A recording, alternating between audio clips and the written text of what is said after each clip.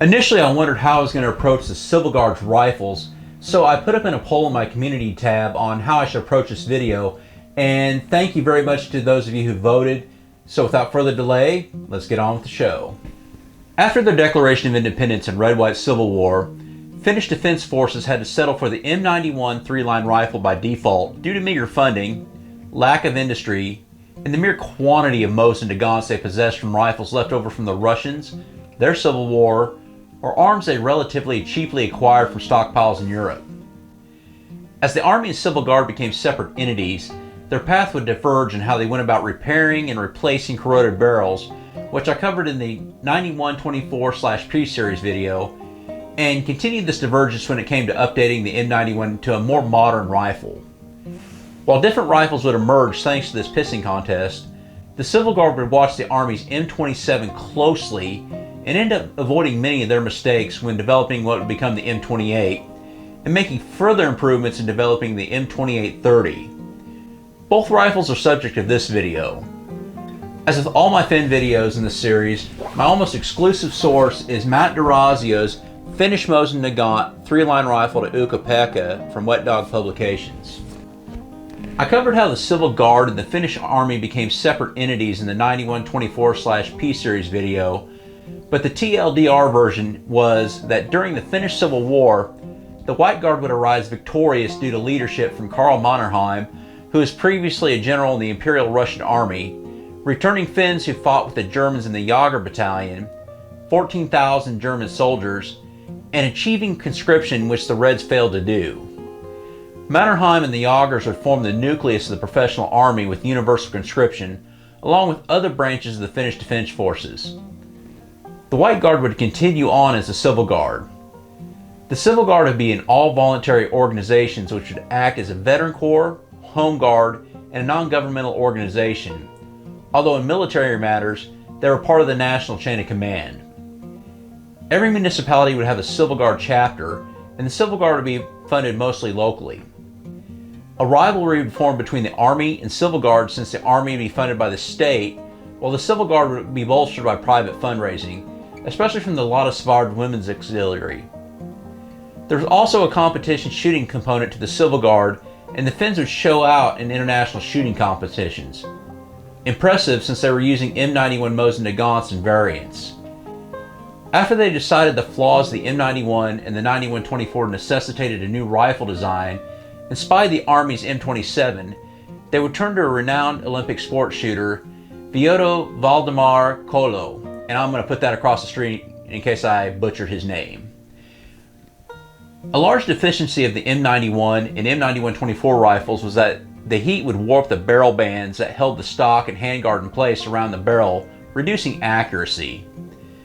The Civil Guard realized they were slightly behind the Army when they spied the new, shortened M27. The Civil Guard would hire Kolo, who would lead a committee to design a desired shorter rifle with improvements.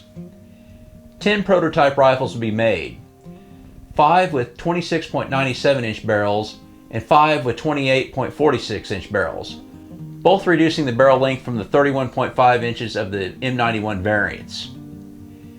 These test rifles would be merely shortened M9124 rifles with a new handguard, nose cap, and a revised barrel band.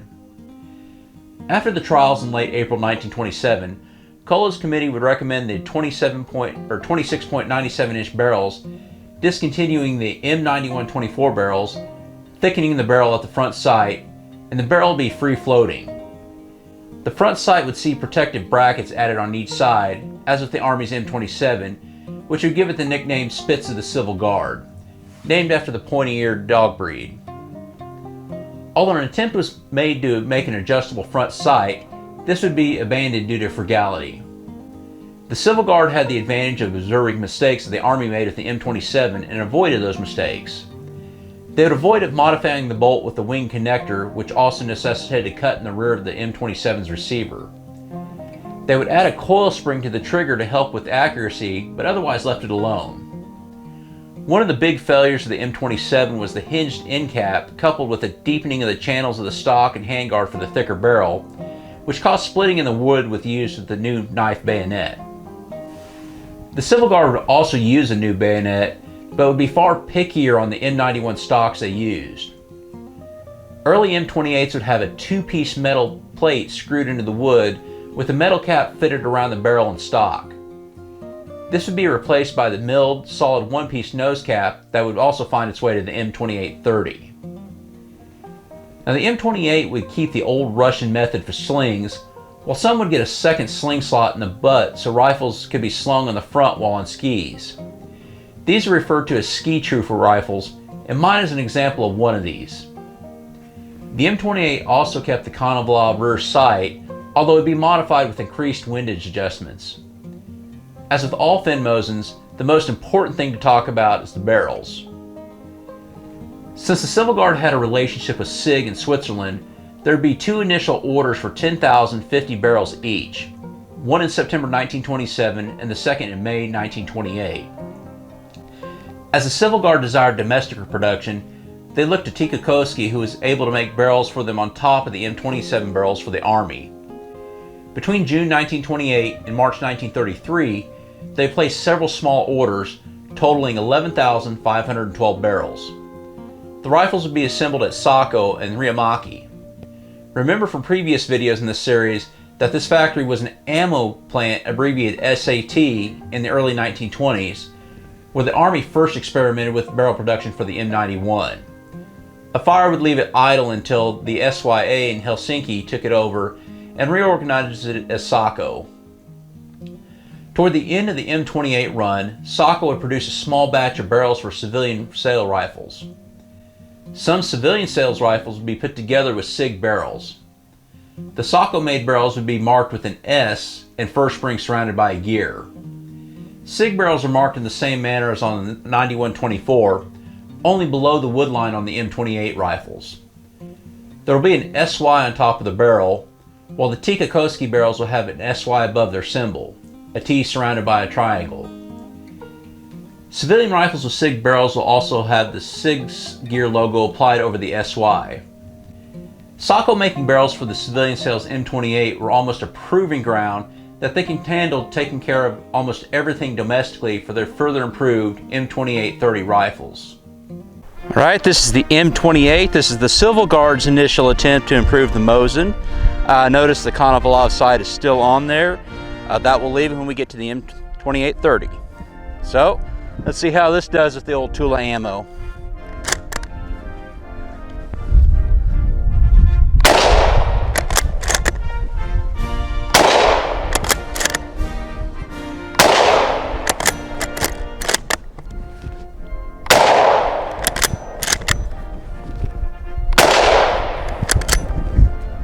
Not bad. My M28 with the Ski Trooper stock, which I purchased from Durazio, is probably my favorite Mosin to shoot, as it seems to eat any ammo that I put through it. Some things to look for on your M28 is where your barrel was made. Mine is a SIG barreled rifle that has a lone SY on the top. Your serial number will be on the left side, preceded by a lowercase o.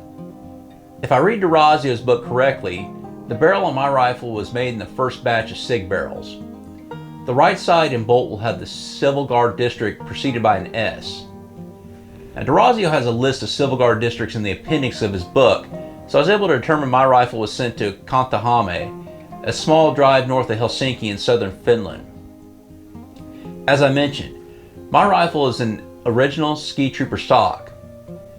Many rifles that later made it through an Army depot will receive a spliced together stock similar to those found on M27s. As stated in every video in this series so far, the SA stamp indicates my rifle went through an Army depot sometime after late 1942. The M28s that made it to the Winter and Continuation Wars would serve well, as Army soldiers who received them found them superior to the M27. Since the M28 was replaced in the early 1930s, it would see a large amount of general attrition, even before the Civil Guard was disbanded in 1944, due to demands by the Soviet Union that paramilitary organizations they considered fascist be disbanded. While they might see some simple refurbishment by the Army, they remain in reserve storage until deemed obsolete in the 1980s, until surplus and exported by Marathon Products and Century Arms. While the M28 would be considered a very good rifle, it still had weaknesses, and improvements were sought. By the early 1930s, not only was the Civil Guard in a better place financially than in the 1920s, SACO was proving they could do almost everything it was asked domestically. While martial readiness was the primary concern, the Civil Guard also desired accurate rifles for shooting competitions. As stated earlier in this video, the leader of the committee to design the M28 rifle was Olympic sport shooter Vioto Kolo. One item holding the Mosin Nagant rifles back was the use of the Konovalov rear sight. The Civil Guard especially would wring every ounce of accuracy that could be obtained with the sight on the M28. The Konovalov sight was prone to damage and difficult to repair due to the curved shape. An engineer with the Ordnance Directorate of the Civil Guard, Henri Harel Monsner, would design an entirely new rear sight. This would be a flat, sturdy design that used a flat sliding bar that slid the aperture up and down. The right side of the aperture would be slotted for 100-meter increments, while the left side was slotted in smaller increments. The final design of the sight would be marked up to 1,000 meters flat and 2,000 meters with the aperture raised. The new sight would require changes to the stock and handguard. The new handguards would not be interchangeable with the M28 rifle, while the stocks would be modified from old M91 stocks as the M28 rifles were. They'd be finished with a 4-hour pomo lacquer, which proved to be very sturdy. After 30 prototype rifles, the Civil Guard would order these new M28-30 rifles directly from SACO, a departure from ordering barrels from Tikakoski or abroad from SIG. Small changes in Monsner's M32 sight would cause 2 5-month delays in delivery. SACO would be diligent in removing Russian imperial markings. These initial M28-30 rifles would still have the same front sight, trigger, and magazine as the M28 rifles. After feedback provided by some Civil Guard districts, the second order of 2,370 rifles would be required to add an aluminum sleeve around the barrel at the front sight to prevent deleterious effects on the front barrel band and end cap, replacing the Russian-style cleaning rod, and provide a new cleaning rod retaining lug, and transition to domestically produced steel. Monsner would make the front sight windage adjustable using adjusting screws, instead of requiring a special tool that was needed on a prototype tested on the M27 and M28. These would be incorporated on all rifles made after the 1934 order, as well as retrofitted on the previously produced M28-30 rifles. Another change in 1934 would be adding a dimple to the reinforcement rib of the magazine to force cartridges into uniform alignment, as there were complaints of jamming by the 7.62 by 53R cartridges. These magazines would be marked with an HV, an abbreviation for the Finnish word for jam-free. The initial modified M91 Russian stocks of the M28-30 would fare better than the shattering seen on the Army's M27. The M28-30 used a one-piece nose cap instead of the hinged cap of the M27. After the Army's troubles caused a near shutdown of M27 production until they utilized the two-piece splice sock after 1935, the Civil Guard would preemptively make this upgrade while adding a small crossbolt to the rear of the end cap, as opposed to the Army's popsicle sticks. The Civil Guard would also free-float the barrel using an aluminum sleeve. In 1936, the front sight would be marked to the nearest 1/10 millimeter, and guardsmen were not allowed to file it down. There would also be an anti-tampering device placed along the barrel band in 1938. They were confident in the zeroing and accurizing of the rifle that they sought to punish guardsmen who did not comply with the directive not to alter it. As stated earlier, SACO would remove Imperial Russian markings. There will be a SACO gear logo on the barrel along with SKY. The serial number would be marked on the left side of the barrel chamber on earlier produced rifles, while mid to later rifles would see the serial number just below the SKY with the year produced beneath that, as is the case in my rifle. The Civil Guard district would be placed on the right side. According to one of the appendices in Durazia's book, my rifle was sent to Rahi, which looks to be a coastal area towards the northern end of the Gulf of Bothnia, which lies between Finland and Sweden. There are a few different variations. Rebuilt M28 rifles up to the 28-30 standard, which I'll get to in a bit, Civilian sale rifles, which have different serial numbering, usually starting with a 10 and the factory and location stamped below the gear logo in place of SKY, and late date builds from the 1960s and early 70s, which just have a serial number and year of the barrel. If my particular rifle were a couple thousand serial numbers later, it would be in the range to have an MM on the right side, which means one of 440 made for the 1937 World Shooting Championship, which the Finnish team won gold and Alvi Elo won the individual gold. As I've said with all other Finnish rifles in the series, the SA stamp means it went through an Army depot sometime after late 1942. The Civil Guard took pride in their rifles, and the rifles are envied by the Army. From 1934 on, the Civil Guard had a program where members who possessed an M91, 9124, or M28 could send their rifle to SACO to have the rifle updated to, or completely replaced by an M2830, depending on the initial condition of the rifle they sent in, and the cost would be split between the Civil Guard and the Guardsmen. This program is part of the reason for the attrition of the M9124s, making them more collectible to this day. While intended to replace the 9124 and M28, the Civil Guard would never completely supplant these with the 2830, with around 30,000 produced. Since the Civil Guard were part of the military chain of command, they'd bring their 2830 rifles with them when they were mobilized for the Winter War. Of course, no video or commentary on the 2830 would be complete without mention of the most famous soldier to field one, a corporal by the name of Simo Hayha. A farmer and Civil Guard member, he'd be mobilized for the Winter War. He was known for accurate estimations of distances and a quick shot with a Mosin. Records indicate he was issued an M9124 during his Civil Guard service from 1928 to 1939, but would be issued in 2830 during mobilization. It was possibly this rifle that he used to rack up an official kill count of 219, with a similar amount added on top with a machine gun. While much has been made about him preferring iron sights over a scope, D'Orazio's book and his sniper video series illustrate that this is a moot point with the paltry number and quality of scopes possessed by the Finnish Army at this time. For his actions, he'd be rewarded with the trophy civilian sale SACO M2830 in February 1940, which is currently on display in a military museum in Helsinki.